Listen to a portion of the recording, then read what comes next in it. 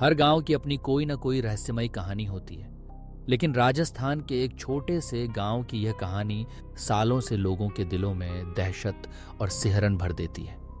लोग कहते हैं कि सूर्यास्त के बाद उस गांव में कोई भी बाहर नहीं निकलता, क्योंकि वहां कुछ ऐसा है जिसे शब्दों में बयान करना आसान नहीं। कहानी शुरू होती है एक पुराने वीरान हवेली से, जिसे गांव वाले काली हवेली कहते हैं। ये हवेली कभी एक रईस परिवार का घर हुआ करती थी, लेकिन आज वहां सन्नाटा और साए ही बसते हैं। कहते हैं बहुत साल पहले उस हवेली में एक लड़की राधिका अपनी माँ के साथ रहती थी। राधिका बहुत सुंदर और मासूम थी, लेकिन उसकी किस्मत में कुछ और ही लिखा था। एक रात जब पूरा गांव तेज आंधी के डर से अपने अपने घरों में दुबका हुआ था, हवेली में एक अजीब सी चीख गूंजी। लोग डर के मारे बाहर नहीं निकले, लेकिन अगली सुबह हवेली के बाहर राधिका की मां की लाश मिली।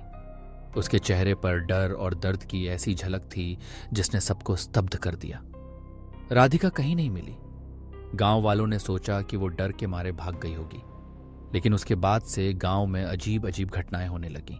रात के समय हवेली से कभी कभी संगीत बजने की आवाज आती, जैसे कोई पायल पहनकर नाच रहा हो। कभी हवेली की खिड़कियों से एक साया झांकता दिखता, जिसकी आंखें निश्चल और गहरी थीं।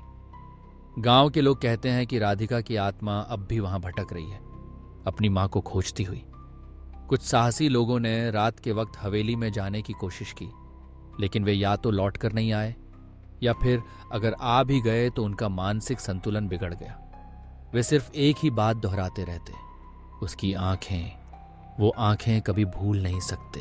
एक बार गांव के ही एक युवा लड़के अर्जुन ने यह सब अंधविश्वास मानते हुए अपने दोस्तों के साथ हवेली में रात बिताने की ठानी।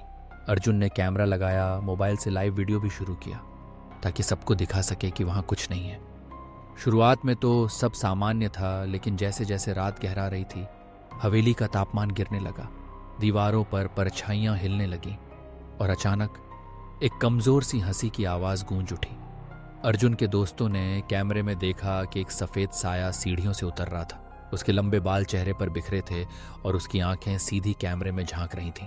अर्जुन के हाथ पांव सुन्न हो गए, उसकी सांसें तेज हो गईं। अचानक दरवाजे अपने आप बंद हो गए, कमरे की बत्तियां बुझ गईं और सब तरफ सिर्फ वही हंसी गूंजने लगी। अर्जुन के दोस्तों ने जैसे तैसे खिड़की तोड़कर भागने की कोशिश की, लेकिन हवेली से बाहर निकलने के बाद भी वो हंसी उनके कानों से नहीं गई।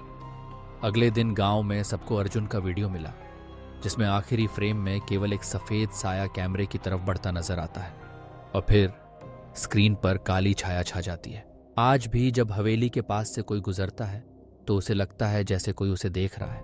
कोई अनदेखा डर, कोई अनकही कहानी हवेली की दीवारों में आज भी कैद है। गांव के लोग आज भी मानते हैं कि राधिका अपनी मां की तलाश में वहां भटक रही है, और जो भी सूर्यास्त के बाद हवेली के पास जाता है वो कभी वैसा नहीं लौटता जैसा वह गया था।